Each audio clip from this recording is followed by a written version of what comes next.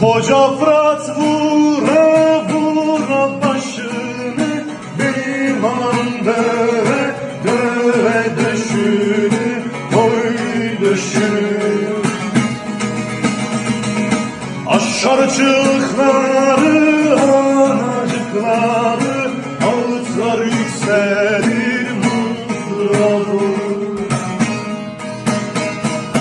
Aşar çığlıkları, anacıkları, ağıtlar yükselir mızrağı.